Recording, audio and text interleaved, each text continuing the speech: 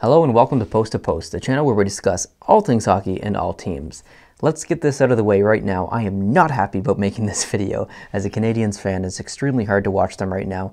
They're playing absolutely garbage hockey.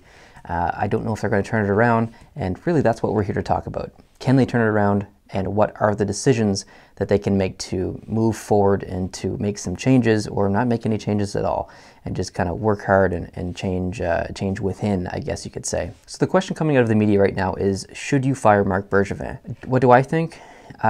When I first started thinking about it, I was on the no side of it. I really like Marc Bergevin. I'll preface this.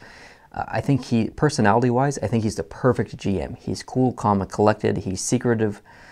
He's great with the media. He's a great speaker. He's funny. He's definitely funny. He's one of the most funny GMs, so I'll give him that. And the more I looked into it, the more research I did, I've kind of changed my opinion. I do believe it's time for the Montreal Canadiens to part ways with Marc Bergevin. And I want to go into a little bit of detail why. So, like I said, I did some research, and I went back and I looked at every single trade that Marc Bergevin made from the time he came in as the Canadiens GM in 2012 until now. So he's made a lot of trades. And I could go through them and say, okay, Montreal won that one, Philadelphia won that one, but that would be a 2-hour-long video, and I'm not going to do that. Instead, in my research process, I looked at the trades and I picked the names of the players that he acquired and made a list of how many points they've had as a Montreal Canadien. And then I've made a list of players he's traded away from Montreal and made a list of points that they've gotten since they've left the Canadiens. Now, the reason I did this based on points is because the Canadiens are a team right now who don't have any points. They've got like 3 points, but they can't score. There's not many goals coming out of Montreal. There's not many assists coming out of Montreal. So points is an issue in Montreal right now. So why not make a list about and compare points? So I'm going to read you the names of the players that Marc Bergevin has acquired through trades. This is not signings. This is not free agency, anything. This is acquired through trading, because trading is the only way he's going to get out of this mess. So let's take a look. Ryder, Weiss, Vanek, Parenteau, Gonchar, Smith-Pelly, Mitchell, Flynn, Petrie, Deneau, Weber, Jordy Ben, Davidson, Bartonton, King, Ott, and Drouin. Now, those aren't all the names. These are just the bigger names that you guys would know, the names that have put up points as a Canadiens player, and names, just well-known names, basically. There's, like I said, there's more people than this on the list, but those other ones maybe are players that never played many games with Montreal, had no points, or were just a minor league transition in between the AHL or whatever.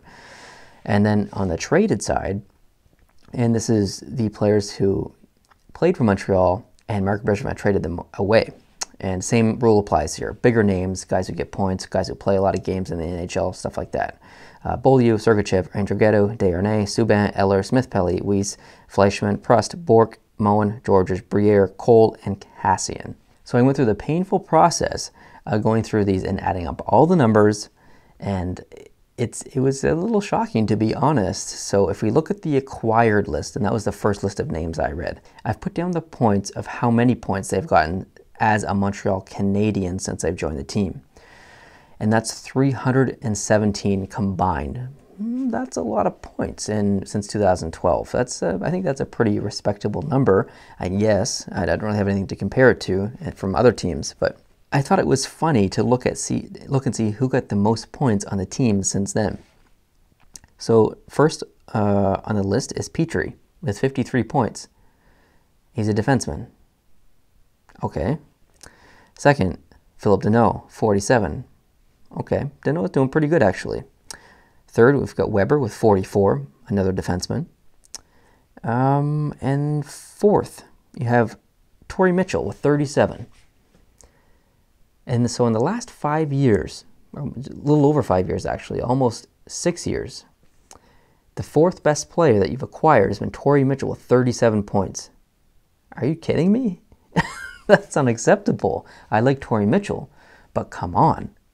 Marc Bergevin, what's going on here? Not cool. Now, if we switch sides and go to the traded, these are all the players that Marc Bergevin has traded away and the amount of points that those players have obtained since leaving Montreal. 356. That's the combined amount. So we have 317 versus 356.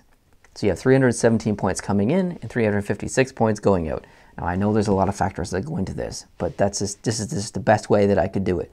So we could say that Marc Bergevin is a minus 39. For a team that has lacked scoring for so long, a GM has to fix that. So if a GM has been trying to fix that for over 5 years and is still a minus 39, that's a problem. That's unacceptable. When I saw that number, I thought, okay, I think it's time for Marc Bergevin to part ways with Montreal, or better said, I think it's time for Montreal to part ways with Marc Bergevin. It's really tough, and I don't know what they do. If they don't fire Bergevin, what do they do? Do they trade Price? No, they don't trade Price. Montreal's not going to trade Price. If they do, there'll be an absolute riot. They're not going to do the whole Patrick Roy situation over again. Price is not going to get traded unless he wants to get traded. So you have to look elsewhere. Do you trade Petrie? Well, he's your top point getter in the last, well, he just found out 53 points since 2012. He has the most points of a new Montreal Canadiens player since Bergevin has come in with 53 points. Do you trade him away? Probably not based on what I just said, but he's a minus 7 this year and he's looked absolutely terrible. And he's getting paid $5.5 million. So do you get rid of him? Unfortunately, you can. He's got a no movement clause. But next year, he has a modified no movement clause. So even though you can't trade him this year, you can ask him if you can trade him, but he's going to say no, likely. You might be able to trade him next year. So I don't believe that Petrie is going to go anywhere this year. So if you're not trading Petrie, who do you trade? Pacioretty? Okay, well, Pacioretty is making $4.5 million. He's going to be UFA in 2019-20. And he has no clauses on his contract that I'm aware of. So could you trade Pacioretty? Yes, you could trade Pacioretty. Where does he go? Well, I don't really know where he goes, but what are you going to get in return that's going to replace him? Has he been invisible this year? Yes. Is he the most hot and cold player in the league? Probably. Yes. Is he an amazing goal scorer when he's on his game? Yes. So how are you going to replace him and who are you going to replace him with? Do you make a play for John Tavares? No, not right now. Not even close. And Montreal needs solutions now, not at the trade deadline when Tavares might get traded. Who do you get? And that's the problem. There's not really anyone to get. Matt Duchene, is he going to solve the problems? It's a lateral move. You're giving up just as much as you're bringing in. I don't think it's really helping. So do you trade picks? I guess you could trade picks, but I think Montreal's in a situation where they literally can't do nothing. They have to fix from within. Is firing Marc Bergevin going to solve the problem right now? No, because there's no options. Will it make people feel better? Probably. So my suggestion is to fire Marc Bergevin, part ways, is split ways with him, let him go off and do whatever he wants and join another team. That's totally fine.